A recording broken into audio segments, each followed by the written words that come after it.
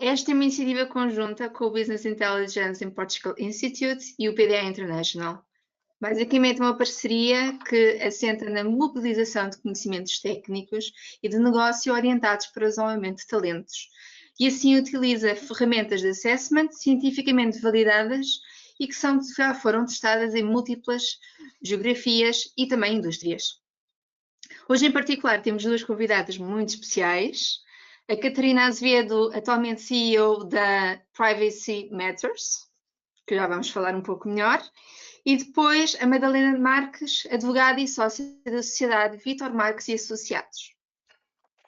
Obrigada às duas por estarem presentes hoje e terem aceito o nosso convite, de falar um pouco sobre este tema tão ainda falado e que ainda vai dar muito para falar nos próximos tempos. Obrigada pelo convite. Catarina, só para também fazer uma breve apresentação de cada uma. A Catarina Azevedo já tem uma reconhecida experiência ao nível de consultoria nos setores de saúde, financeiro, retalho, logística, hotelaria e desporto. A Catarina cofundou a Privacy Matters, que tem como missão estar ao lado das organizações para co-criar e manter programas de privacidade e que assim garanta o cumprimento da lei, potenciando a eficiência, inovação e reforçando a credibilidade e a reputação junto dos seus stakeholders.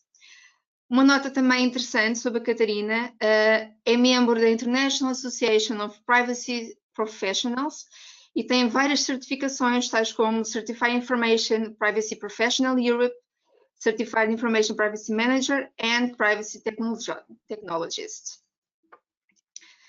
A Madalena Marques é licenciada em Direito, na Faculdade de Direito da Universidade Clássica de Lisboa, mestre em Ciências Jurídico-Empresariais pela Faculdade de Direito da Universidade Clássica de Lisboa e inscrita na Ordem dos Engenheiros, tendo exercício desde sempre a advocacia em regime de profissão liberal.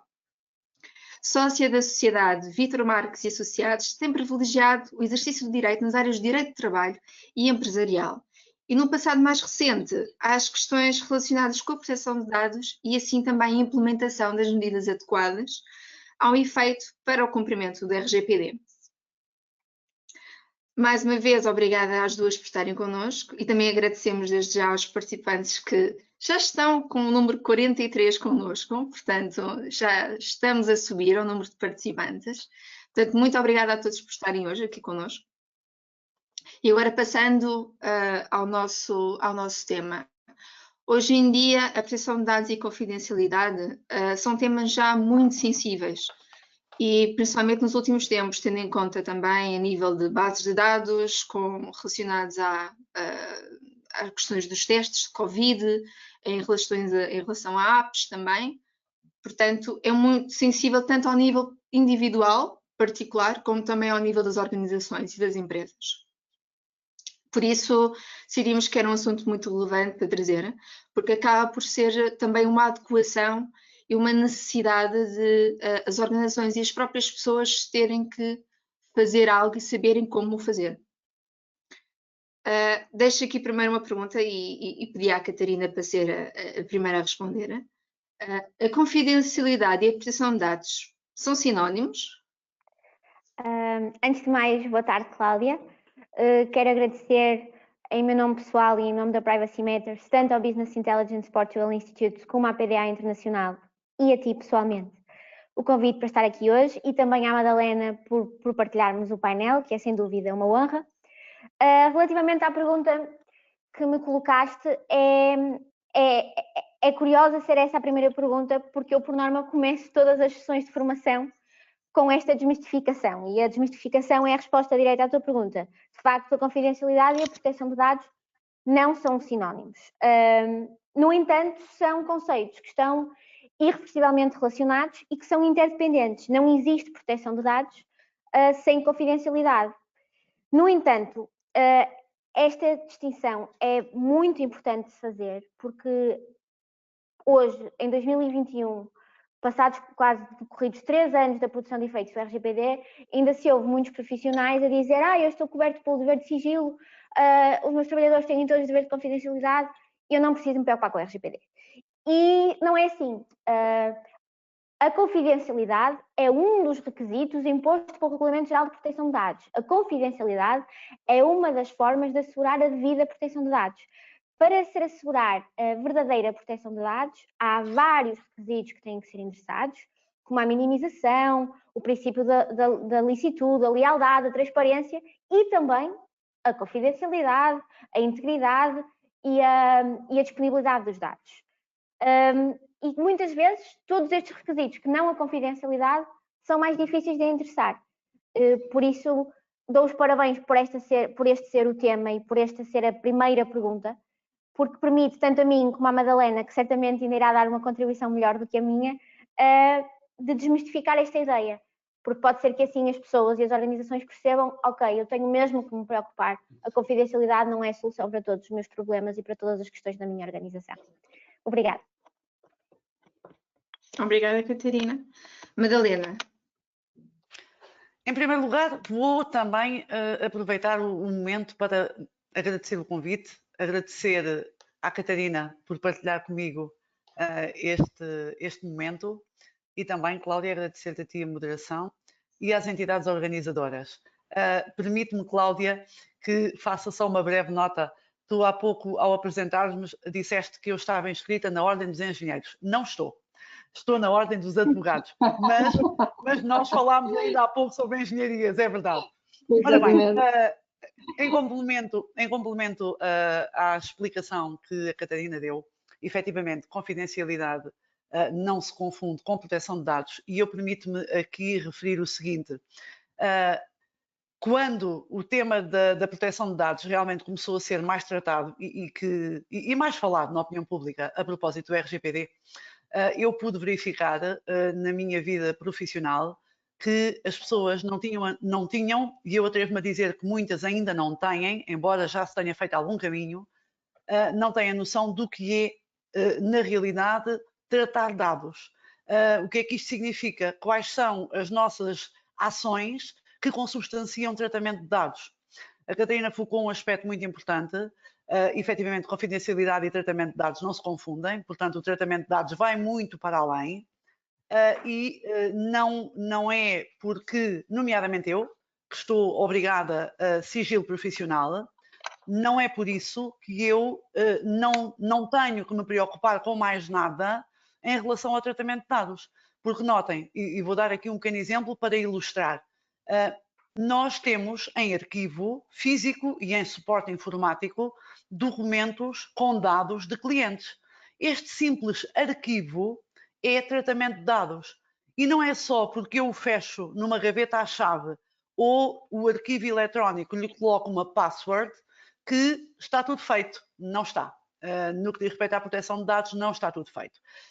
Eu tenho, por experiência também pessoal, o seguinte, e centro-me muito no meu dia-a-dia, na relação com os meus clientes, eu preocupo-me muito com a autorização de tratamento. E isto porquê? Porque a autorização de tratamento, ela define as condições em que eu, que passarei a ser o responsável pelo tratamento de dados, posso tratar os dados. Então, eu para os tratar de forma lícita, terei necessariamente que manter a confidencialidade sobre os dados, mas terei que ir para além disso. Eu só posso tratar os dados para os fins que me foram concedidos. Por exemplo, quando um cliente me contrata para eu fazer uma ação judicial, eu só posso tratar os dados que ele me confia nesse estrito âmbito. Eu não posso, por exemplo, pegar no número de contribuinte do cliente, e agora vou às finanças e vou saber qual é o património. Sou muito curiosa e agora quero ir saber qual é o património do cliente. Não, já estou a ir para além dos meus limites que são definidos na dita autorização. Por isso, realmente, confidencialidade é muito importante, não é tudo, é só uma parte do tratamento de dados e não se confunde também, nem o segredo profissional exclui ou nos desobriga de tudo aquilo que o RGPD nos impõe. Muito obrigada. Obrigada, Madalena. Catarina, para ti, quais são as preocupações e desafios ao nível estrutural que as organizações possam enfrentar com o RGPD? Assim, obviamente cada organização vai enfrentar desafios, porque a dinâmica de cada organização condiciona os desafios e as preocupações, e mesmo sem desafios e preocupações, no mundo utópico, a forma de aplicar o regulamento geral vai ser certamente diferente de organização para organização, e é por isso também que este tema é tão interessante. No entanto, existem alguns denominadores comuns de pontos de bloqueio ou pontos que devem ser endereçados previamente, de forma a que seja implementado um programa de privacidade. E estes denominadores comuns podem se verificar numa microempresa, como numa PME, como numa grande empresa. Por um lado, constrangimentos orçamentais, e que são naturalmente agravados pelo contexto que estamos a viver agora em Covid, porque se já antes da pandemia, se já em 2019 as organizações se debatiam com o facto de, por um lado, não terem orçamento para alocar à contratação de recursos humanos, à capacitação de recursos humanos, à aquisição de software e de medidas técnicas e organizativas com vista ao cumprimento do RGPD, agora esses constrangimentos orçamentais ainda são maiores. Por outro lado, muitas vezes, e decorrente dos recursos e recorrente destes constrangimentos orçamentais, temos um problema de recursos humanos. Os recursos humanos no tecido empresarial português estão, na sua maioria, já sobrecarregados com o desenvolvimento das atividades do core, do negócio, não é? Das operações, e ninguém quer que as organizações parem a sua atividade principal para garantir a conformidade com o RGPD. Claro. E as empresas vêm-se com um desafio nesse aspecto, que é: eu não tenho a quem alocar esta responsabilidade, ou se tenho, designadamente para nomear um DPO, essa pessoa pode até estar em conflito de interesse e eu vou ter um problema porque estou a nomear alguém que, por lei, não pode ser DPO. Eu não tenho meios para formar essa pessoa, eu não tenho meios para capacitar essa pessoa para exercer as suas funções e nem sequer tenho meios para recorrer à ajuda externa. Portanto, temos aqui, por um lado, a questão orçamental que vai forçosamente influenciar os recursos humanos. Mas depois existe outro fator, eu não quero dizer externo porque é muito intrínseco, mas também é terceiro a qualquer organização, que é o facto de não existir uma cultura de privacidade na nossa sociedade. E não havendo uma cultura de privacidade, há resistência ao tema. E eu não quero estar aqui com grandes chavões, mas a verdade é que, como no outro dia a Madalena bem dizia na preparação do webinar, a proteção de dados não é um tema de agora. A legislação de proteção de dados existe desde a década de 90. Sim, é tema agora porque as coimas são consideravelmente mais severas do que eram anteriormente. E enquanto temos países como a Alemanha, como o Reino Unido, que já tinham legislações bastante exigentes, da qual o RGPD foi beber, e no qual já havia mecanismos, já havia DPO na Alemanha, por exemplo, aqui não há. Aqui não há. Temos uma Comissão Nacional de Proteção de Dados que, infelizmente, não está dotada dos meios suficientes para, por um lado, ter uma atitude pedagógica e, por outro lado, fiscalizar, porque a fiscalização vai inevitavelmente criar o sentido de urgência. E esta falta de cultura de privacidade faz com que, ok, eu até posso ter orçamento, eu até posso ter pessoas, afasto as preocupações que acabei de referir, mas eu não vejo o retorno no investimento, eu não vejo o ponto para investir neste assunto. E este é a terceira preocupação, é o terceiro desafio, é a própria mentalidade das organizações. E como quarta preocupação, que eu diria que já não é tão denominador comum, mas é um ponto que todas as organizações têm que se preocupar em maior ou menor detalhe, é a gestão da cadeia de fornecimento. Porque há aqui um ponto que não podemos esquecer. Todas as organizações, em primeira linha, são responsáveis pelo que os seus subcontratados, e podíamos estar aqui a discutir o conceito de subcontratados, e o Privacy Matters, se recorrer a uma segunda empresa como subcontratado para efeitos de RGPD, ou subcontratante, utilizando a tradução correta, eu sou a primeira responsável pelo facto dessa empresa cumprir ou não o RGPD. Eu posso ser sancionada, eu posso ser responsabilizada civilmente, criminalmente, pelos meus fornecedores não cumprirem o RGPD. E a organização tem que, assegurar que o meu subcontratado se vincula a determinadas obrigações por via do contrato. E eu, Privacy Matters, tenho que assegurar que vou fiscalizar, vou monitorizar o cumprimento, não o meu cumprimento do RGPD, mas também o cumprimento dos meus subcontratados. E isto é uma gestão muito difícil de se assegurar.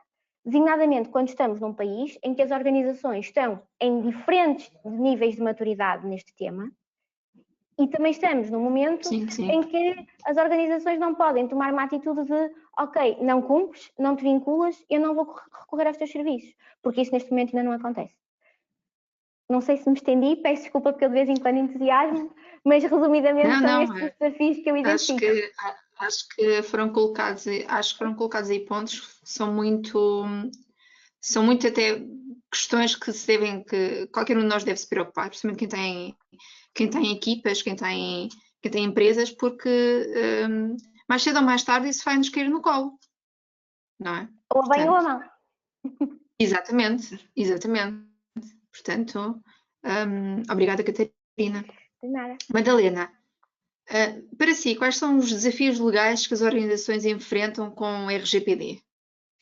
Cláudia, eu vou pegar nas últimas palavras que disseste. Vai-nos cair no colo? Não, já nos caiu no colo.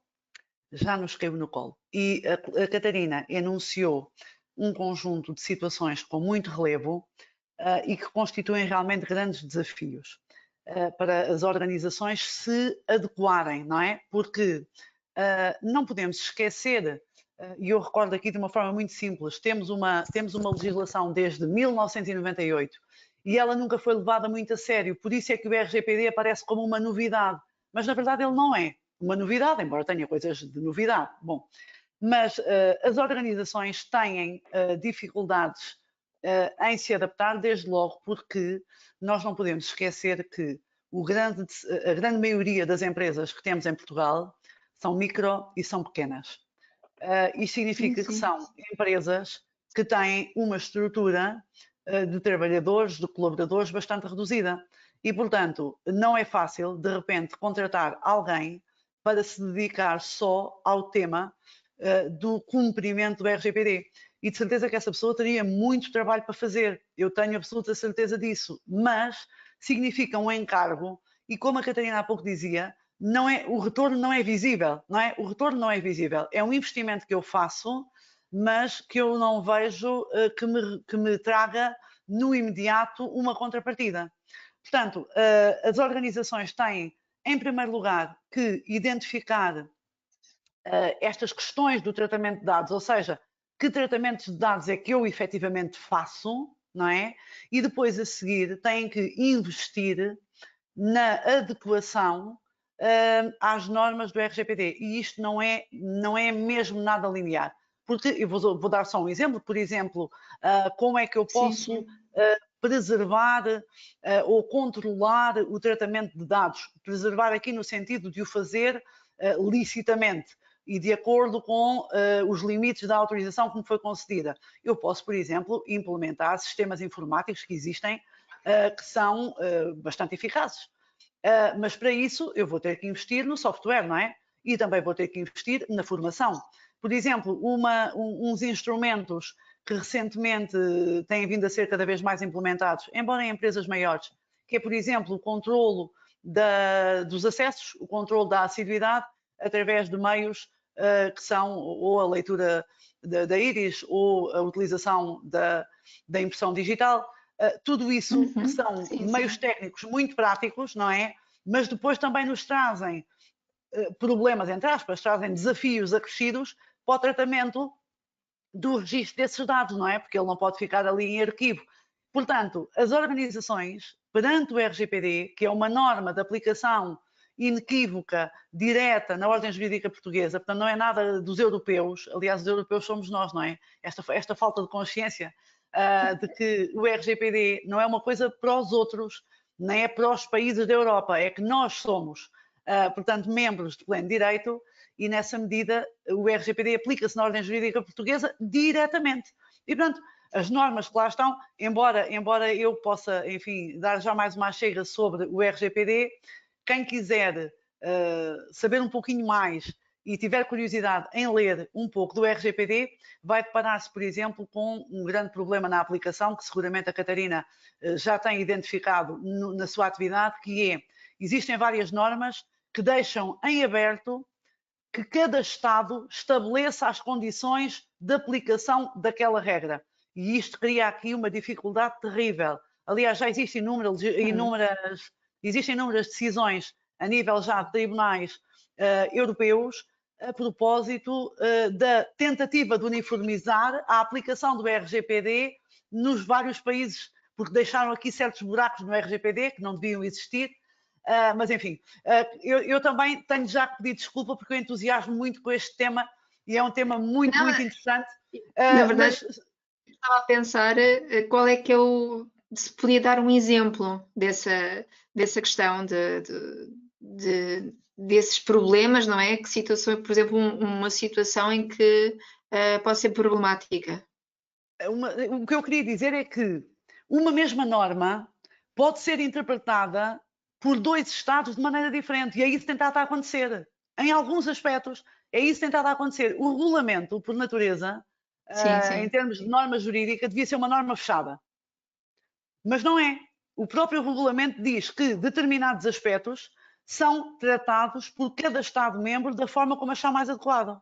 Então isto pode fazer com que, e estou-me a lembrar, por exemplo, Itália tem tido alguns problemas com a aplicação do RGPD. Porquê? Porque defendem, enfim, tenho que introduzir aqui outro aspecto que é este, o RGPD não se aplica só, ou não se impõe só aos Estados-membros da União Europeia e às suas empresas e aos seus particulares.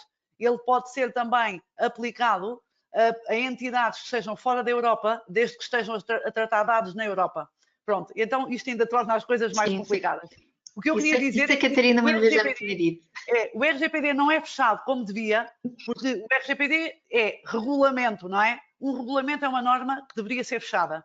Fechada, ou seja, está completa, por contraponto às diretivas. E não é isso que acontece. O RGPD deixou muitos buracos que podem ser interpretados pelos Estados de forma até oposta. E, portanto, mais um problema para as organizações. Sim, até não sei se pode ser o caso, mas até empresas que tenham e tratem dados em vários países, isso poderá ser um problema, não é? Eu peço desculpa, Cláudia. Sim, Catarina, diga. Eu ia aproveitar relativamente à observação da Madalena e da Cláudia agora, relativamente a várias empresas que têm estabelecimento em vários países. O tratamento de dados pessoais de trabalhadores, parte desse tratamento é regulado pela lei de execução e não pelo Regulamento Geral pelo RGPD. O mesmo para dados pessoais de pessoas falecidas e o mesmo para dados pessoais para efeitos jornalísticos. Foi alguns dos campos onde o Regulamento Geral deixou margem ao legislador nacional. E este ponto que a Madalena levantou é relevantíssimo precisamente por causa disso. E construindo sobre isso, ainda há outra questão. Relativamente à cadeia de fornecimento e aos subcontratados, os subcontratados podem ser simplesmente as pessoas que armazenam os nossos dados, seja em papel, seja em cloud. Então nós agora temos empresas americanas, e não é difícil de intuir, temos a Google, temos a Microsoft, temos a Amazon, que prestam serviços de armazenamento em cloud, que têm que cumprir o RGPD, que por outro lado as empresas, designadamente as portuguesas, mas as outras europeias, são obrigadas a garantir que estas empresas cumprem também o RGPD e coloca-se uma questão nova, que é as transferências internacionais. Porque nós, empresas vinculadas ao RGPD, à partida, não podemos transferir dados para os Estados Unidos.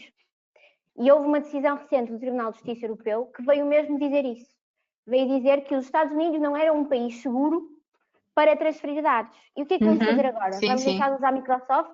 Vamos deixar de usar a Amazon, quando inclusive o Ministério da Saúde, num projeto de transformação digital na saúde, acabou de contratualizar serviços de armazenamento com a Amazon? Portanto, há aqui uma série de problemas que o legislador deixou, que não se compadecem com a vida prática e que nenhuma empresa vai deixar de recorrer a estes serviços. Porque não há concorrente. Eu gostava só, a este propósito de as empresas não conseguem dar resposta, eu, sem violar o meu dever de sigilo profissional, posso-vos dizer que, recentemente, um cliente meu, que se enquadra no grupo de entidades que tratam grande quantidade de dados e, por tratarem grande quantidade de dados, estão obrigados a proceder a um determinado registro. Eu consultei a comissão. eu vou confessar que eu queria arranjar maneira de desonerar o meu cliente desta obrigação. E então pensei, bom, vou fazer uma consulta à Comissão Nacional de Proteção de Dados e se eles disserem que está desvinculado, fantástico. Ora bem, nem disseram que sim, nem disseram que não, e eu aconselhei o meu cliente, naturalmente, a fazer o registro. Agora, para terem uma noção, a proposta que a Comissão Nacional de Proteção de Dados dá para o modelo de registro é um modelo de registro manual. Uma folha de Excel, imaginem uma folha de Excel, e tínhamos que ter alguém a colocar ali dados, a colocar ali o registro do tratamento de dados. Ou seja, dizer que no dia X eu utilizei o número de contribuinte da entidade Z e no dia Y eu mandei um e-mail para a entidade H. Isto é impraticável. Claro, claro. Só quero também dizer aqui uma coisa, que é, quem quiser fazer perguntas, pode fazer, porque depois no final nós vou colocá-las e vamos falar sobre elas. Agora também uma pergunta para as duas, e se calhar, Catarina, poderás responder primeiro. Quais devem ser os passos a dar para que as organizações realmente estejam em conformidade com o RGPD?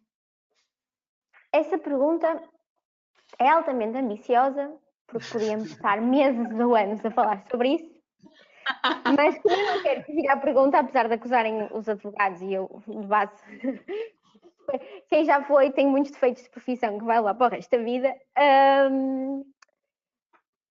Essa pergunta, e eu vou mencionar os passos macro que, no meu ponto de vista, devem ser dados. Há uma ideia que tem que ser passada primeiro e que ainda há pouca hora de almoço estava a ver um vídeo e que falavam mesmo sobre isso. A conformidade com o RGPD não é um objetivo que se encerra. Ou seja, não existe um momento em que eu vá dizer eu estou compliant, primeiro porque 100% de compliance eu diria que é isso que deve ser tentado, mas é quase utópico. Por outro, é um objetivo que tem que ser cumprido todos os dias. Não é eu atingir este volume de negócios, não é eu atingir este número de vendas, não é eu atingir este número de pessoas com a minha campanha de marketing. Não é de todo isso. Até porque o regulamento diz expressamente que as organizações têm o dever de cumprir e assegurar que demonstram que cumprem o Regulamento Geral de Proteção de Dados. Ou seja, o objetivo de compliance do RGPD é um caminho, não é um destino. E isto era a primeira ideia que eu queria deixar. Relativamente aos passos, podemos dar vários nomes, podemos mudar a ordem, podemos dar vários conselhos, mas eu acredito que os conceitos essenciais e o core vai sempre ser o mesmo, independentemente de quem está a dizer, e aquilo que eu vou dizer não é propriamente inovador. Mas eu diria que em termos de passos, e passos que se vão repetir ao longo do tempo, ou seja, é um processo cíclico, não é um processo com 4 fases que depois termina, eu dividiria em quatro pontos. O avaliar, o proteger, o manter e o responder. Avaliar porquê? Avaliar, como a Madalena bem salientou há pouco, avaliar o que temos, avaliar o que fazemos, que dados pessoais temos, quais são as finalidades. Mapear percebendo o que é que já está conforme, o que é que não está conforme, porque é que nós tratamos estes dados, qual é a base legal para tratarmos estes dados, se estamos a tratar dados sensíveis, porque aí, e designadamente dados de saúde, porque aí as normas são ainda mais apertadas. Depois de avaliar, vamos proteger. Proteger como? Vamos definir o ciclo de vida da informação. Vamos definir como é que recolhemos, quem é que acede, quem é que edita, quem é que consulta, por quanto tempo vamos reter, quando é que vamos destruir, que informação é que temos que prestar e criar as políticas e procedimentos inerentes a essa proteção. Porquê? Porque eu utilizo sempre esta expressão em webinars e formações, a mulher de César não basta ser, tem que parecer. E o RGPD é exatamente isso. Não basta cumprir, nós temos que demonstrar que cumprimos. E a demonstrar que cumprimos, o primeiro passo é documentar. Depois, do ponto de vista das infraestruturas informáticas, há outro ponto de vista de documentação, do registro de logos, do registro de acessos, das detecções de breach que pode haver, todo o mundo que podíamos alugar aqui. Depois manter. porque vamos definir políticas e procedimentos, mas depois vamos ter que monitorizar o cumprimento destas políticas e procedimentos. As empresas, seja internamente, seja externamente, vão ter que se auditar e, ao mesmo tempo que auditam e obtêm resultados dessas auditorias, vão ter que continuamente sensibilizar e formar os seus recursos humanos, porque, como a Madalena também disse há pouco, é preciso formar. O Regulamento Geral obriga que as organizações eduquem continuamente e tenham um plano de formação para os seus recursos humanos. E não pode ser só as direções de topo, tem que ser quem está lá no terreno, quem mexe efetivamente com os dados. No final, ou antes de começar outra vez o processo de avaliação, responder, garantir que temos mecanismos de gestão de pedidos de titulares de dados, que documentamos a conformidade legal, que temos um procedimento que assegura a comunicação com a autoridade de controlo e que gerimos também os incidentes. Porque, como sabemos, e aqui o objetivo deste webinar não é uma formação teórica sobre o assunto, havendo uma violação de dados que comporte risco ou elevado risco, podemos ter que notificar tanto a CNPD como os próprios titulares. E aí estamos a abrir a porta, como temos que abrir, para a CNPD fiscalizar não só esse incidente, mas o processo como um todo. Por isso, e resumindo, avaliar, proteger, manter e responder. Mas, como te digo, podia falar aqui meses sobre os passos a dar. Mas essencialmente, já passar a mensagem de que a conformidade com o RGPD é um caminho, não é um destino, já é uma vitória, porque é muito difícil de se cultivar esse pensamento. Obrigada. Até porque isso também tem, pelo menos na minha perspectiva, não é? É um bocado como tudo, mas isso depois também tem que fazer parte da cultura da própria empresa, não é? A cultura da organização. Precisamente, a gestão do sistema de privacidade, o programa de privacidade que se pretende que se crie, que depois se monte, não pode ser autónomo do sistema de gestão da organização. Ainda no outro dia falávamos que quem tem uma certificação 9001 naturalmente vai ter muito mais facilidade em implementar um sistema de gestão de privacidade. E esse sistema de gestão de privacidade tem que estar intrinsecamente ligado aos restantes sistemas de gestão. Senão não vai estar a fazer o seu trabalho. Sim. Perfeitamente de acordo contigo. Sim, exatamente. Até porque toda a gente tem que saber como se faz e para que é que se faz, qual é que é o propósito. Não é? Exatamente. Portanto, e o que é que pode como acontecer existe a política da privacidade, também existe a política da qualidade. Ou seja, em tudo aquilo que efetivamente se estabelecem políticas a nível de uma organização, isso tem que fazer sempre parte da cultura, porque senão não funciona. E depois aí começam a ver os desafios que podem não ser bonitos. Obrigada, Catarina. Madalena. Ora, eu coloco o foco na identificação dos tratamentos. E a partir daí, então, passo para a escolha das melhores formas de proteger os dados. Se me permites, Cláudia, eu gostava só de mencionar aqui, porque eu penso que é relevante perceber, quando se fala de tratamentos de dados, de que tipo de ações nós estamos a falar.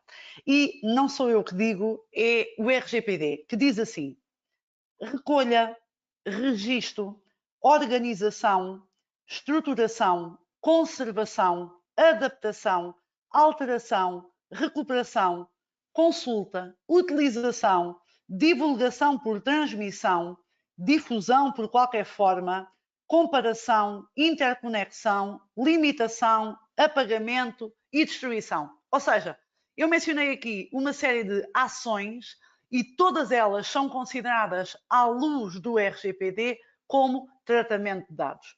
Então, para mim, o essencial para que se possa, eu concordo em absoluto com a Catarina, a conformidade com o RGPD é um tema de todos os dias, de todo o momento, porque uma organização no dia de hoje identifica um conjunto de tratamentos, mas não quer dizer que amanhã, por força da sua normal atividade, não passe a realizar um outro tratamento. E também para esse tem que dar resposta. Por isso, o tratamento de dados tem que ser uma questão vista como uma situação dinâmica.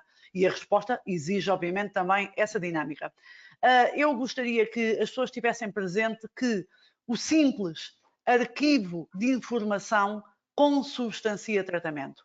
E se eu tiver o arquivo acessível para ser violado de uma forma simples, eu já estou a pôr em risco os dados e, simultaneamente, eu estou-me a pôr em risco, porque eu, enquanto pessoa responsável pelo tratamento, enquanto pessoa a quem foram confiados os dados, eu sou o primeiro a responder pela violação desses dados.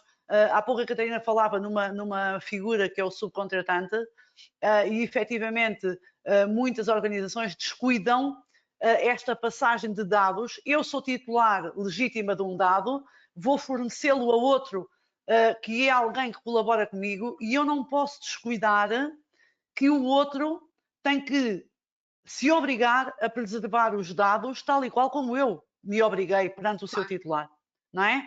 Pronto, e portanto isto é complexo. Eu atrevo-me a dizer que isto é complexo, é exigente, é exigente.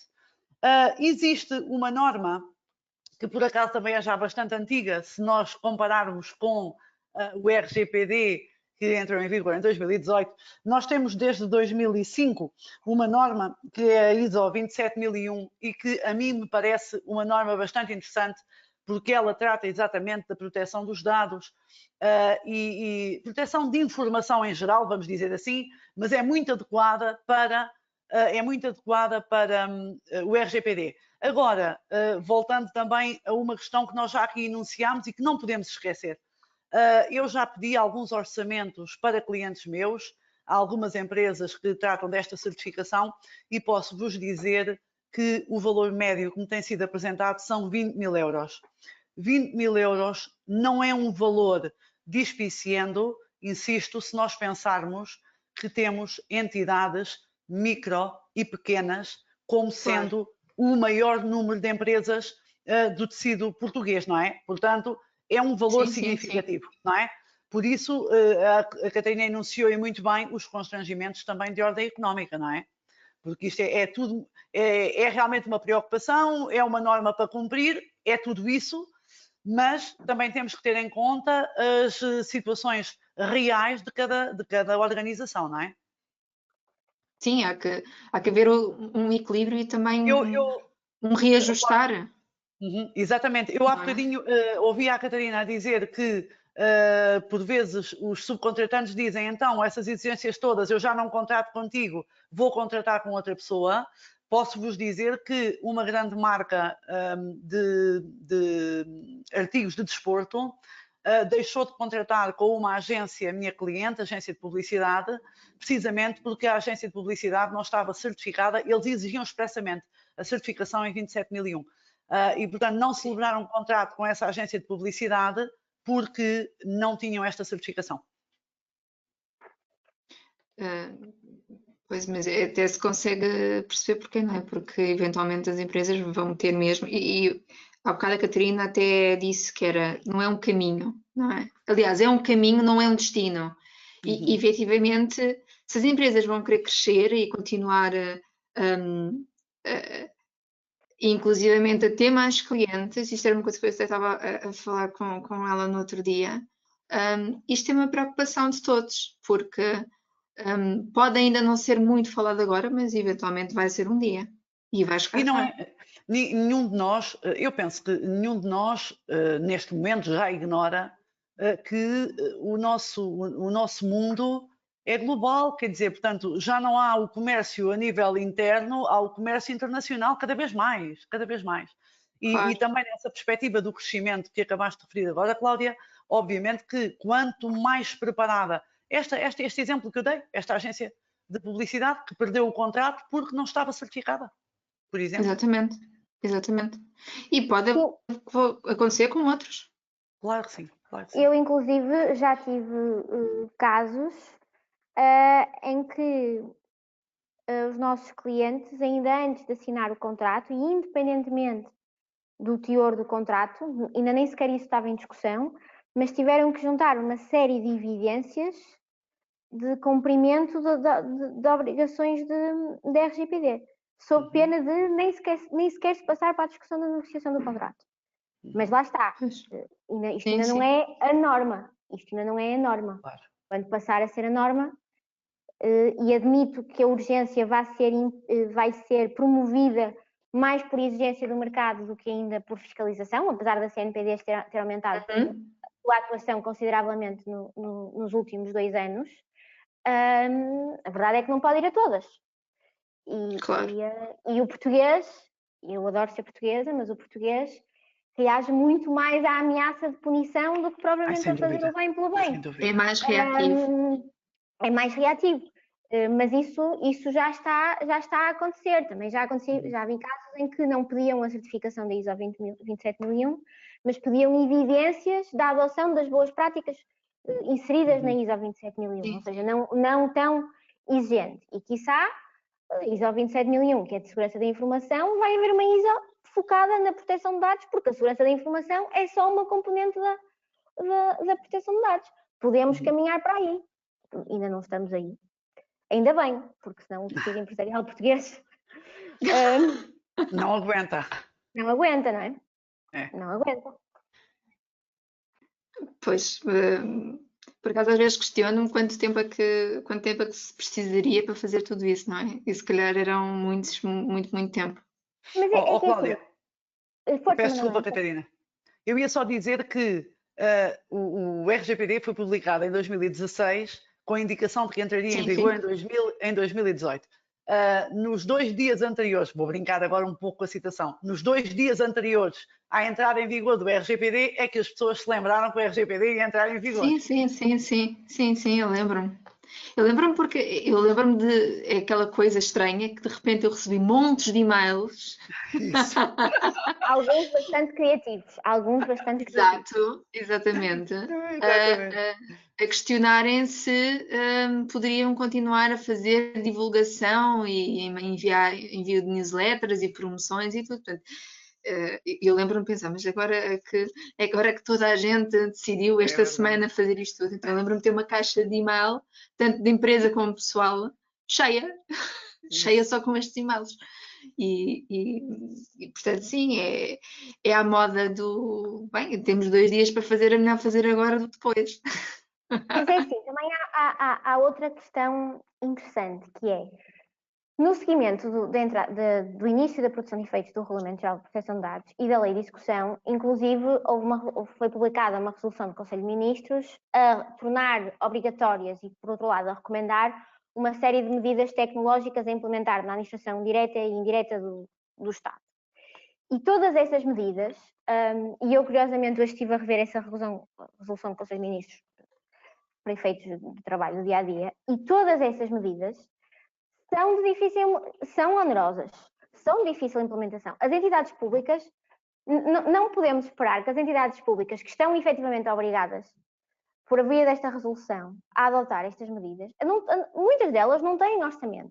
Aliás, se pegarmos no exemplo da saúde, que é um setor especialmente exposto à questão da proteção de dados, inclusive a primeira coima aplicada no seguimento do RGPD foi precisamente a um hospital, as próprias ferramentas da tutela têm que ser reformuladas para cumprir o Regulamento Geral de Proteção de Dados. E os hospitais são obrigados a utilizar essas ferramentas da tutela, os softwares que são disponibilizados pelos serviços partilhados. Portanto, há aqui uma transformação estrutural que é preciso fazer. E isto acontece no público e acontece nos privados. E os privados às vezes perguntam-me assim, mas essa resolução é obrigatória para mim? E eu digo que não. Mas se é para seguir uma orientação de medidas técnicas e organizativas a serem adotadas, então vamos seguir aquelas que o Estado considerou que deviam ser obrigatórias para o próprio Estado. E depois vamos discutir, eventualmente, agora eu que já pouco exerço advocacia, mas eu não, mas depois discute-se se considerar que um privado está obrigado à adoção de medidas mais exigentes do que aquelas que estão na resolução do Conselho de Ministros, vamos discutir o conceito do princípio da igualdade, o significado do princípio da igualdade. Pronto, mas isto para dizer o quê? A propósito de quanto tempo vai demorar, ainda vai demorar bastante tempo, e houve várias entidades públicas que beneficiaram, que foram proativas nesse sentido e fizeram candidaturas a fundos europeus, precisamente para terem os meios necessários para começar essa transformação. E foi uma das formas de ter orçamento. Mas há grandes empresas em Portugal que por serem grandes empresas não são elegíveis a esses fundos e mesmo assim enfrentam constrangimentos orçamentais nesse sentido. Por isso, Cláudia, ainda bem que não nos perguntaste diretamente quanto tempo é que demoraria, porque eu não sei dar-te a resposta. Eu decidi não fazer isso.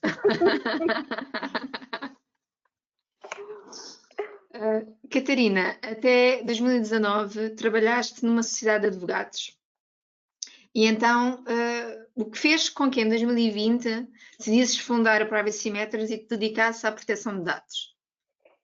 Para quem nos está a ouvir, esta pergunta é especialmente curiosa porque a Cláudia conhece-me desde o tempo em que eu dizia que não queria ser advogada. E a verdade é mesmo essa. Eu, quando ingressei na Faculdade de Direito, eu não queria ser advogada. Aliás, eu até o 11º ano nem sequer queria ir para Direito. Depois houve uma viragem. Se me perguntarem bem porquê. Eu sei, participei num debate, cheguei à conclusão que adorava discutir e provar o meu ponto e pensei, se calhar tenho que ir para Direito. Pronto. Ingressei na licenciatura de Direito e quando acabei a licenciatura de Direito, ciente de que não queria ser advogada, decidi ingressar no mestrado de Direito e Gestão para alargar as oportunidades no mundo do trabalho, porque entretanto também ingressei numa associação internacional de voluntariado, que é a IASEC, não sei se conheces, Cláudia.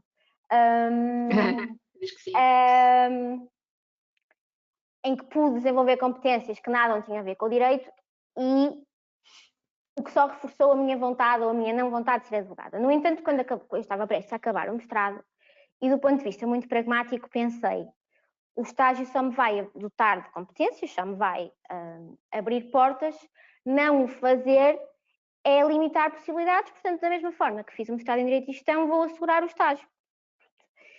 Fiz o estágio da Ordem dos Advogados e fiquei na sociedade onde estagiei até ao final de 2019 e a verdade é que adorei o estágio. O desafio intelectual que a advocacia me propôs é ímpar. Aprendi imenso com as pessoas com quem trabalhei, aprendi com os advogados com quem estagiei, aprendi muito com os meus colegas estagiários e com todos os colegas da sociedade. Mas a verdade, e não passaria sem esta experiência, acho que esta experiência só contribuiu para a pessoa e profissional que eu sou hoje.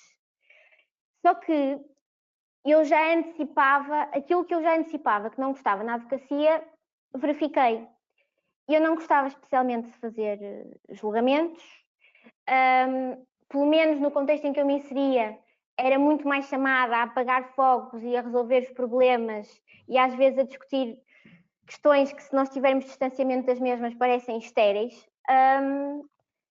E isso começou a não me dar a realização profissional que eu queria. Para não falar que a pressão dos prazos, da responsabilidade, da definição da estratégia, de cautelar todos os caminhos, atenta à minha personalidade um bocadinho obsessiva, eu comecei só a respirar trabalho, só a respirar prazos, só a respirar processos. Sem a parte boa de sentir gozo, aquele gozo de criação que eu queria sentir.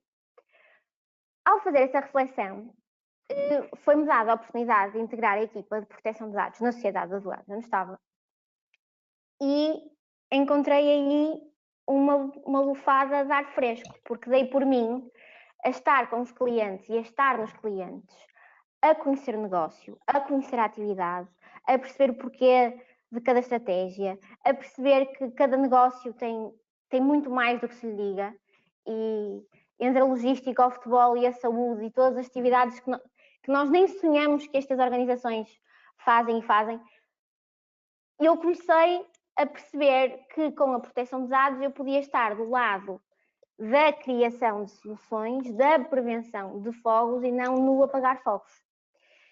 E foi aí que começou a surgir a ideia de fundar a Privacy Matters. Primeiro para dar resposta a um mercado que não tem meios de adquirir orçamentos como aqueles que a Madalena falou, porque o negócio, e sendo muito transparente, o negócio da proteção de dados pode dar muito dinheiro, mas a maior parte do tecido empresarial português não está preparado nem tem capacidade para isso. Portanto, por um lado, foi para dar resposta às micro e pequenas empresas, vi aí uma oportunidade, e por outro lado, porque consegui perceber que era capaz de, com os clientes, fazer do RGPD não uma grande chatice, não uma grande entropia, mas algo que pode fazer da parte da solução. E é o que mais me satisfaz. Para além disso, deixo de ter a pressão do judicial, que era o que me estava a consumir, e que me faz-me ser realizada profissionalmente, sim, mas garantir uma qualidade de vida que eu, de há 3 anos para cá, defini que da qual não podia abdicar. E daí surgiu a Privacy Matters, que agora tem 1 ano e 1 semana.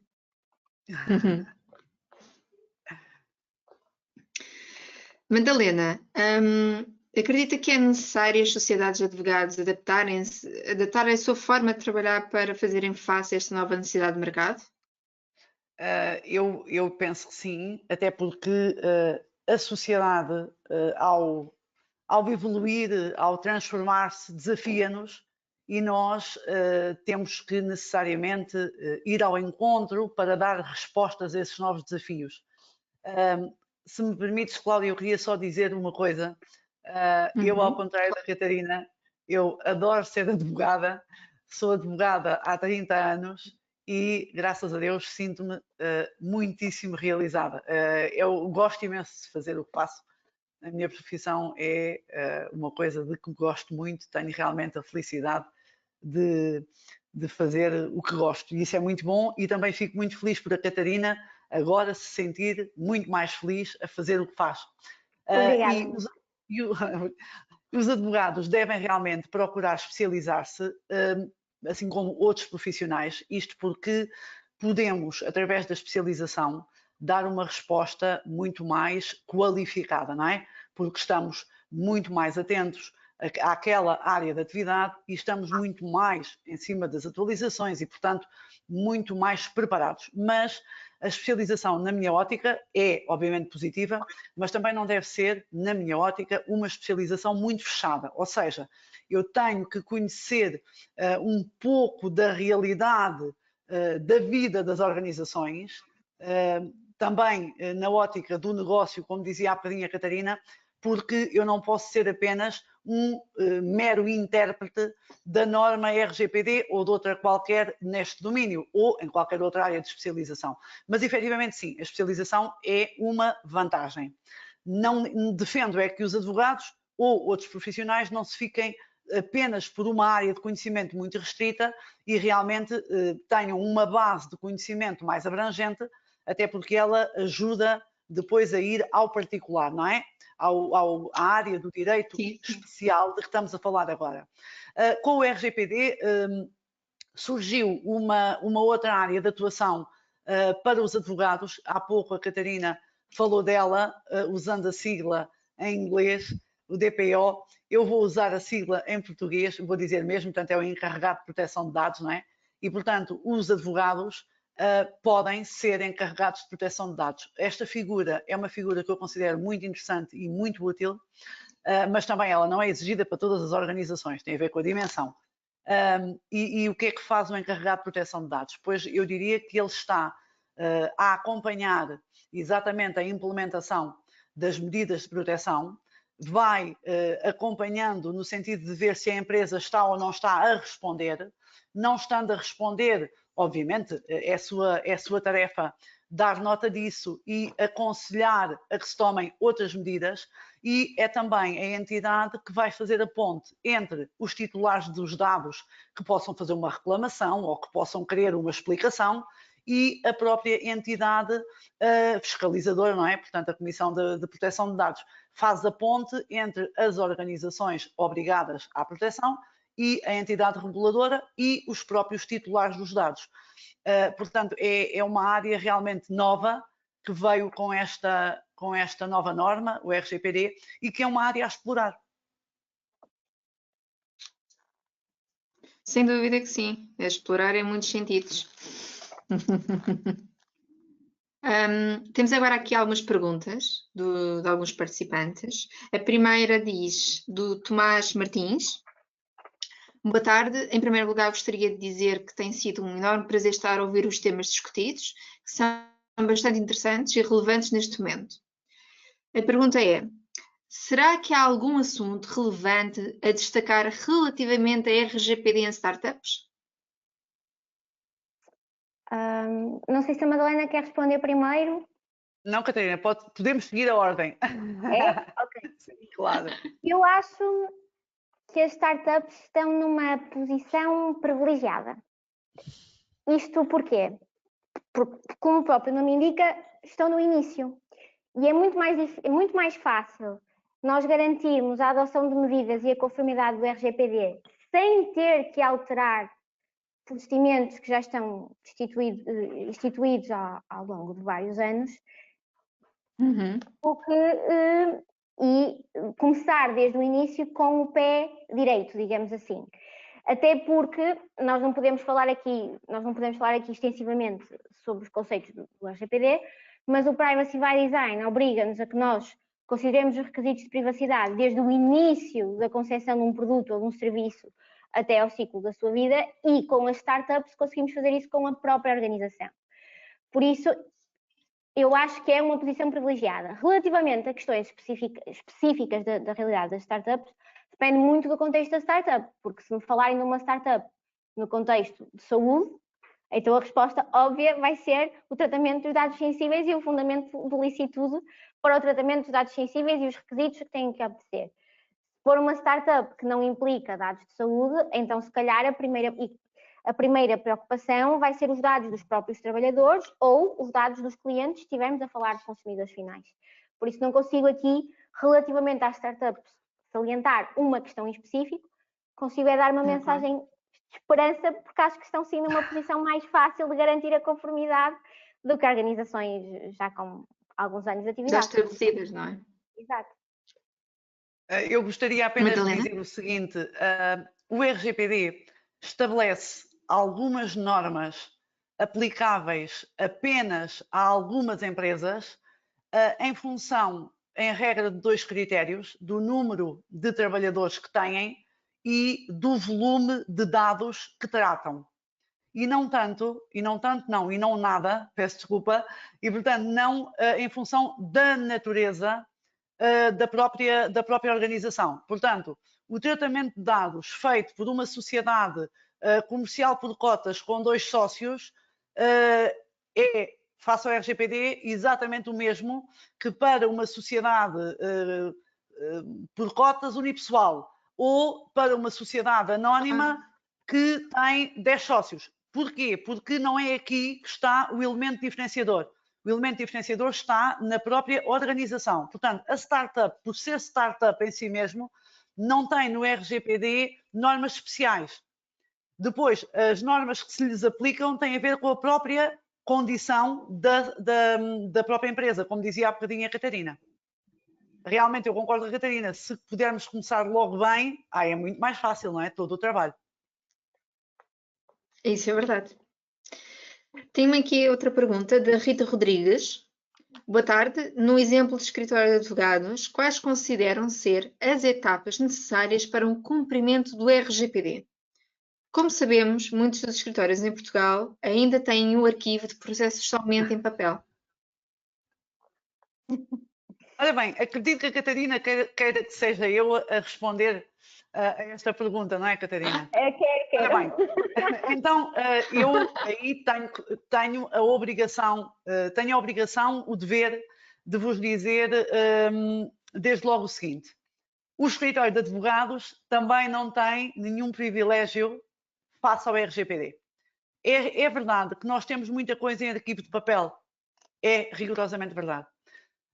E temos que o preservar pelo tempo estritamente necessário enquanto os processos decorrem. Hoje em dia, a maior parte dos escritórios, até mesmo os colegas que trabalham ainda em prática individual, já usam muito o sistema informático, até porque as nossas comunicações com os tribunais agora, elas fazem-se todas através de plataformas eletrónicas. E, portanto, em bom rigor, nós não temos muita necessidade de fazer muito arquivo em papel. Há muita coisa que fica só no suporte informático. Não obstante isso, nós temos, e por exemplo, eu sou uma pessoa que deve ser pela minha idade, eu não sei viver sem o papel e então imprimo muita coisa ainda. Mas atenção, eu posso imprimir e preservo esses documentos, tenho é que ter em conta que assim que eles deixarem de me ser necessários, assim que o processo terminar, eu tenho que os destruir. Ou destruo ou guardo num local em que o acesso esteja condicionado. Portanto, arquivos com portas acessíveis a qualquer pessoa ou prateleiras numa sala em que qualquer um pode entrar, isto não pode acontecer. Eu sei que acontece, mas não pode acontecer. Portanto, os escritórios de advogados, para poderem ter, eu vou dizer um mínimo, porque ainda estamos a fazer caminho, não é? Como dizia a Catarina, mas há coisas mínimas como não pode haver dossiês espalhados pelas salas, não pode haver documentos em cima das mesas, a não ser aqueles em que eu estou a trabalhar naquele momento. E a seguir eu tenho que os fechar. Quando eu digo fechar, é colocar de modo inacessível aos demais, não é? E depois, no que diz respeito ao acesso às plataformas, o responsável sou eu, cada utilizador, porque elas são acedidas através de passwords, não é? E exigem passwords, e portanto por aí estão também protegidas. Mas nós não temos rigorosamente nenhuma exceção, ok? Tal como qualquer outra empresa, por exemplo, estas questões de os documentos não estarem acessíveis é rigorosamente igual. Ok. Catarina, Eu queres dizer algo? Eu não tenho muito a acrescentar. Relativamente à sociedade, estou totalmente de acordo com a Madalena. As sociedades de advogados, na minha perspectiva, e tendo trabalhado numa, têm uma dificuldade acrescida, na medida em que é muito difícil de aferir se o princípio da minimização está a ser cumprido, porque nós, advogados, toda a informação pode ser relevante mediante o momento em que o processo ou a situação nos é trazida, mesmo os dados pessoais, que é aqui o relevo, e condições familiares e dados sensíveis, podem ser relevantes aos olhos de um advogado e não ser relevantes à luz de outro advogado, ou de uma pessoa que não é advogada. Isso é uma dificuldade, por um lado. Por outro lado, relativamente, também na ótica da minimização, mas dos acessos, que a Madalena muito bem referiu relativamente aos arquivos, pode ser muito difícil, num contexto de uma sociedade de advogados, mapearmos quem é que tem que ter acesso à informação, porque dependendo da lógica de funcionamento dessa sociedade de advogados, qualquer dos advogados pode ter que assumir um determinado processo ou assegurar uma determinada diligência, e o sistema pode não se compadecer com a atribuição de acessos espontâneos ou não.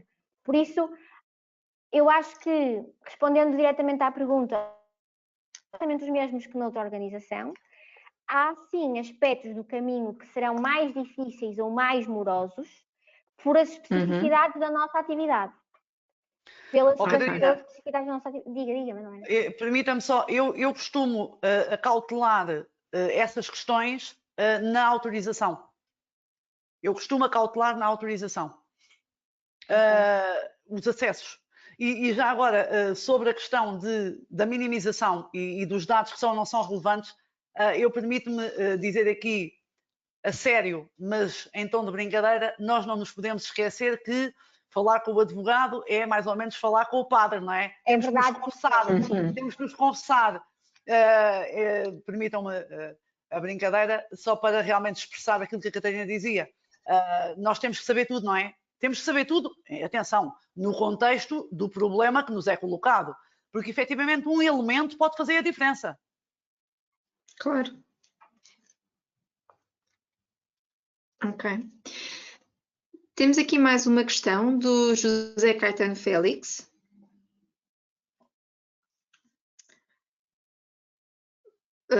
Saudações cordiais. O órgão de gestão de privacidade deve necessariamente ser da empresa?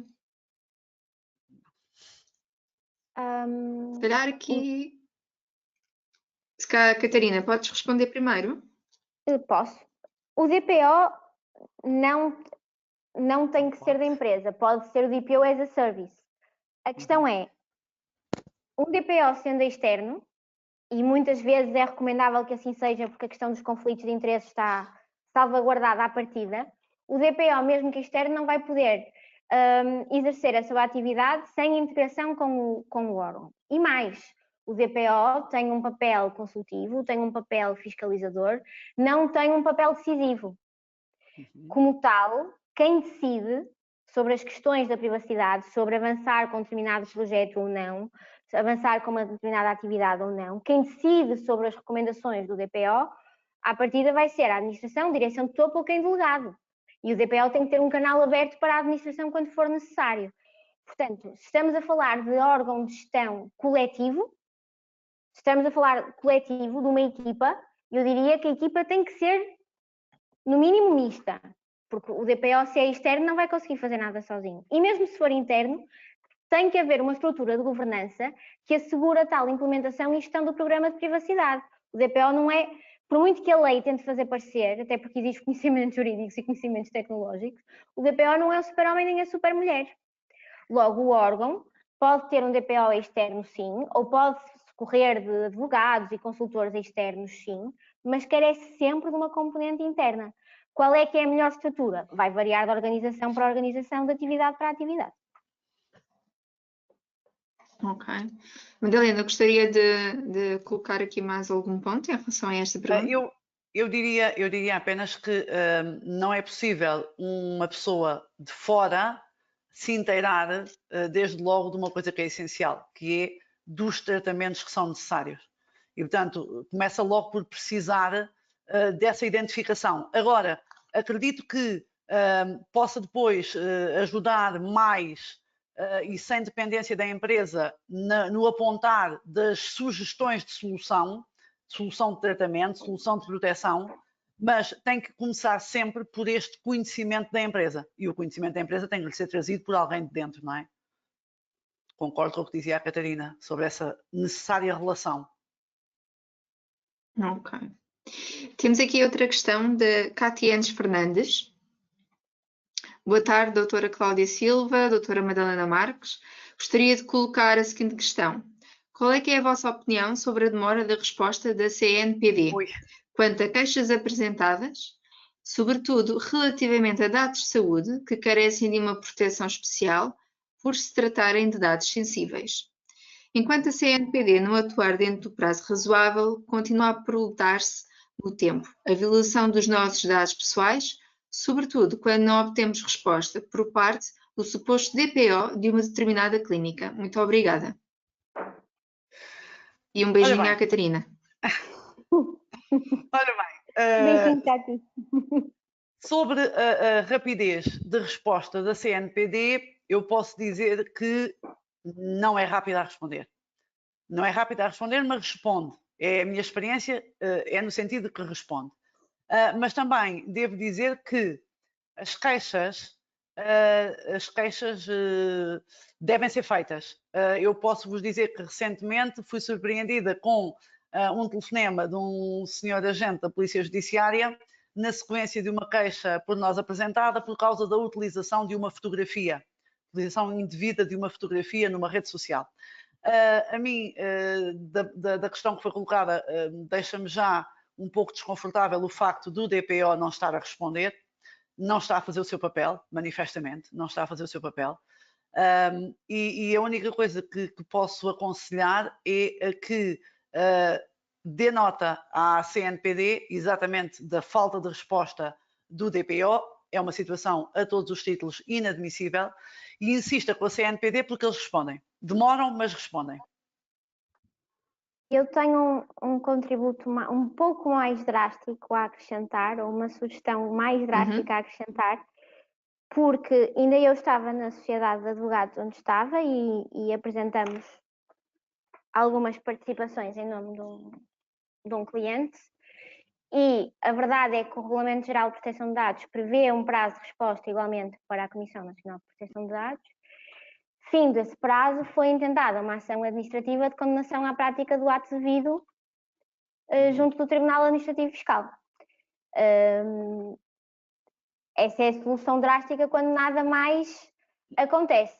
É certo que, se me perguntarem assim, usarias esse expediente para qualquer violação e para qualquer situação?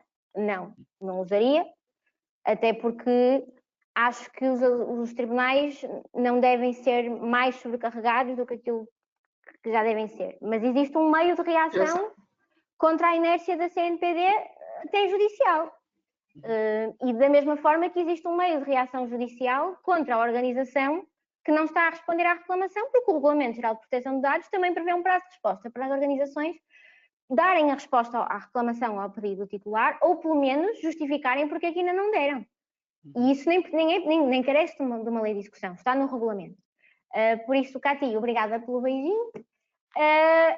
A minha resposta a isso é que a demora, percebe-se, eu própria já fiz uma queixa à CNPD no início de 2020, para a qual eu não tive resposta, mas sinceramente o assunto não é assim tão melindroso que me obriga a atuar de alguma forma, mas para os casos em que pode ser efetivamente melindroso, existem meios judiciais para reagir. E a verdade é que, feita a citação, houve reação. Claro. Temos aqui outra questão, do Paulo Ventura. Se temos cartões de clientes de vários hipermercados, por exemplo, e um deles violar o RGPD, como vamos conseguir saber qual dos dois violou as normas?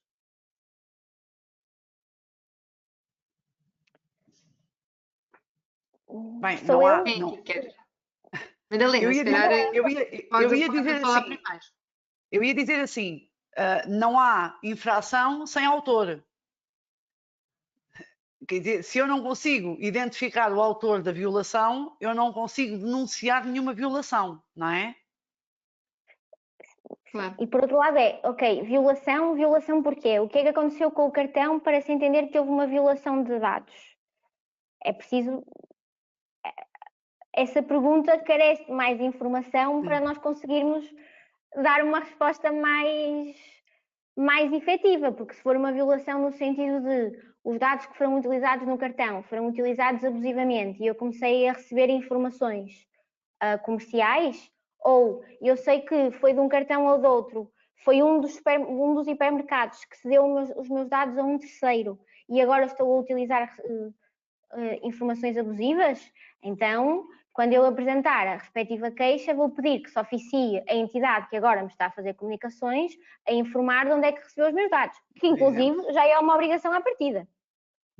Inclusive já é uma obrigação à partida. Agora, assim, abstratamente, não tenho muito mais a acrescentar para além daquilo que a Madalena disse.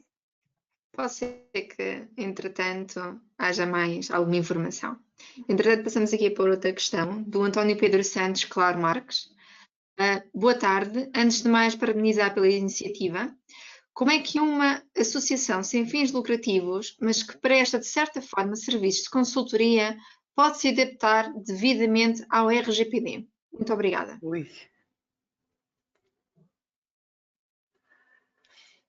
Pois é, Madalena. há bocadinho eu dizia assim, o RGPD não tem normas especiais para entidades de determinada natureza, não é? Pronto. Portanto, é uma norma que se aplica genericamente a toda a gente, vou dizer assim, de uma maneira simplista. Ora bem, a Catarina há bocadinho comentava que nós não conseguimos responder sem dados mais práticos, mais concretos, e agora eu vou dizer isso mesmo. Vamos ver. Esta associação tem que, primeiro que nada, identificar os tratamentos que faz. E seguramente que recebe... Eu estava aqui agora a ver uma questão que estava em baixo, que é da mesma pessoa, que especifica que é na área de marketing e que pergunta se que é adequado devidamente ao RGPD, seja ao nível interno e externo. Isso é um mundo, não é? Isso é um mundo porque, vamos ver, por exemplo, e vou agora aqui ser simplista, não pode, por exemplo, estar na área do marketing, não pode, por exemplo, enviar informação através de e-mail ou através de correio postal, para pessoas que não lhe facultaram os dados para ser feito, por exemplo. Isto na relação externa. Na relação interna, se tem trabalhadores, pode usar os dados dos trabalhadores apenas para os fins necessários à execução da relação laboral, como, por exemplo, as comunicações à segurança social ou as comunicações às finanças, mas não pode para mais do que isso. Portanto, eu atrevo-me a dizer que coisas genéricas nós podemos enunciar, como eu acabei de enunciar, mas para dizer a uma determinada entidade tem que fazer isto, aquilo ou aquilo outro para estar conforme com o RGPD, primeiro temos que saber, lá está, os tratamentos que são feitos. Ok? De outra forma, nós não conseguimos dar uma resposta cabal, não é? Ok. Catarina, gostarias de acrescentar alguma coisa? Não, a resposta a essa pergunta vai ser exatamente a mesma àquela que damos para as organizações em geral. Sendo certo e que o facto de ser uma associação sem fins lucrativos não vai de todo exonerar a associação das obrigações que decorrem do RGPD. E por isso deixamos aqui o alerta, que de facto não, independentemente da natureza da organização, até porque até uma pessoa singular pode ser responsabilizada, é preciso tomar os passos que nós já falamos nas respostas às questões que nos levantamos, e sem mais detalhe, como a Madalena disse, não podemos ir, porque os passos devem ser em tudo iguais àqueles que são dados numa sociedade comercial que por definição tem fins lucrativos. A especificidade de como executar os passos carece de mais conhecimento. Mas lá está, a ausência de fins lucrativos não significa de maneira nenhuma que a organização está Não há responsabilidades. isenta, não há responsabilidades. Claro. Temos aqui outra questão do Bruno Caldeira. Boa tarde, caríssimas. Meu nome é Bruno Caldeira e falo diretamente de Luanda, Angola. Até agora os exemplos dados são de escritórios de advogados. Será que esta obrigatoriedade do RGPD só se aplica aos mesmos? Não. Não se aplica só aos advogados.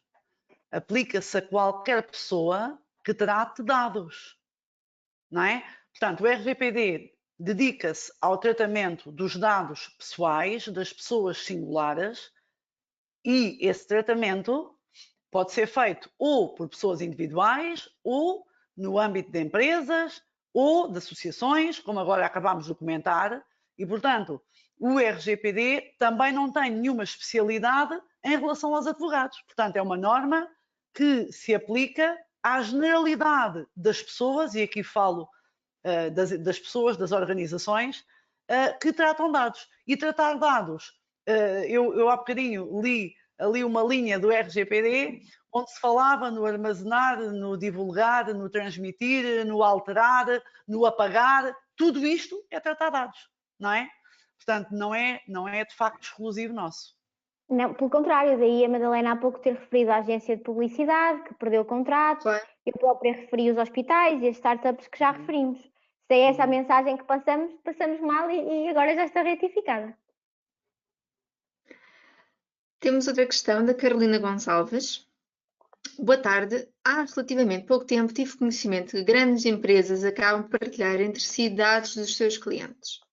Por exemplo, uma cadeia de supermercados que tem acesso aos nossos dados através do cartão cliente, desde morada, últimas compras efetuadas, quantidades, número de telemóvel, e uma empresa de venda de cervejas que acede a esses dados por questões de venda, penso eu. Até que ponto isto é autorizado e é aceitável perante o RGPD? Se calhar a Catarina agora, primeiro. Posso começar e a Madalena certamente irá acabar.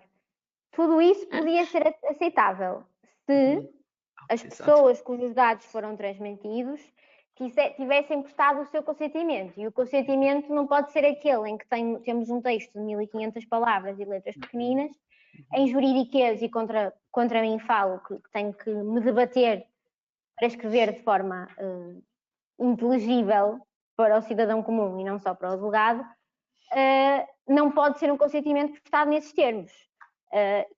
E até 2018 a verdade é que era esta a solução. Por isso, sem saber mais sobre o tema, eu diria que não é legal. Pode ser legal se os titulares de dados tiverem prestado o seu consentimento, mas o seu consentimento implica que a informação foi prestada de forma inteligível e concisa e antes do consentimento ser prestado. Por isso é que já vimos algumas sanções a serem aplicadas nesse sentido. Aliás, inclusive, houve agora uma polémica há cerca de uma semana com uma aplicação que é de saúde feminina, que é a Flow, que admitiu agora nos Estados Unidos que andava a transmitir os dados para o Facebook e para a Google, penso, já não consigo precisar, e que esses dados, que são dados sensíveis e que neste contexto só podem ser tratados com base no consentimento, para efeitos publicitários. Por isso, a minha resposta automática é não, é ilegal, a não ser que. Mas a Madalena certamente vai dar outro insight. A não ser que esteja consentido. Eu há pouco falava na autorização do tratamento. Este é um elemento absolutamente essencial. Absolutamente essencial porque eu, titular dos dados, é que defino o âmbito do tratamento que eu vou consentir. E, portanto, eu só posso ver os meus dados a serem usados para fins de venda, porque é disso que se trata, se eu, à partida, tiver permitido à cadeia de supermercado que os meus dados fossem transmitidos. Portanto, se eu não dei essa autorização, que tem que ser expressa, inequívoca, não há autorizações tácitas, portanto, a autorização tem que ser muito clara.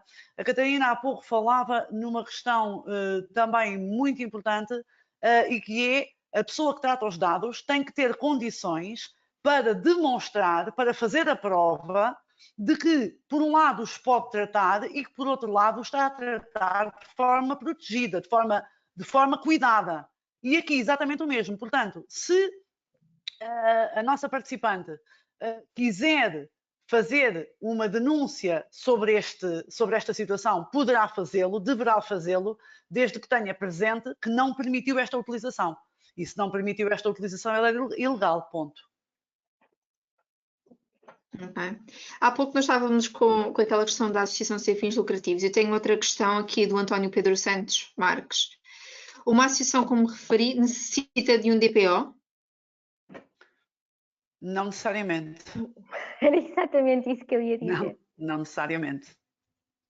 Não necessariamente.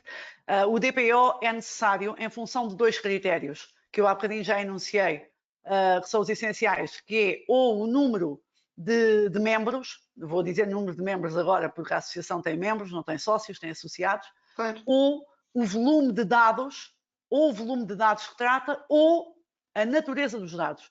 São estes os 3 critérios de que o RGPD faz depender a necessidade de um DPO. Mais uma vez, a mesma pessoa diz, claro que sim, já tinha total noção sobre estas questões. Estamos a tomar medidas para manter tudo dentro da legislação. Agradeço imenso. De nada. Essa é a atitude. Eu congratulo o António Pedro, então. Exatamente. Essa é a atitude. Temos aqui outra... eu acho que isto é mais um comentário da Catianes, deve ser em relação àquilo que depois vocês responderam. Por acaso, não sei se a pós-graduação em PD, Privacidade e Cibersegurança, não é, teve algum impacto, mas a doutora Isabel Cruz, secretária-geral da CNPD, deu aula de abertura desta formação. E passados uns dias, recebi um e-mail da CNPD a perguntar se o DPO já me teria respondido. Não. Nota, não comentei nada sobre o meu caso à doutora Isabel. Muito obrigada à doutora Madalena e à Catarina. Nós é que agradecemos a participação. Exato. E não temos mais questões. Portanto, acho que já muitas coisas foram faladas hoje, acredito que sim, e acredito que muitas das pessoas que participaram, que estiveram a ouvir-nos desde o início até agora, em algumas coisas estão mais esclarecidas, e em outras questões vão refletir e vão se questionar mais, pelo menos. Provavelmente vão começar a pensar nos seus dados e nos dados das suas equipas e clientes e em tudo aquilo que é realmente sensível. E que nós temos que ter muito cuidado quando o fornecemos e também quando tratamos, não é?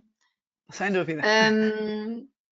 Portanto, queria agradecer mais uma vez as duas por estarem aqui connosco, por terem respondido prontamente a cada uma das questões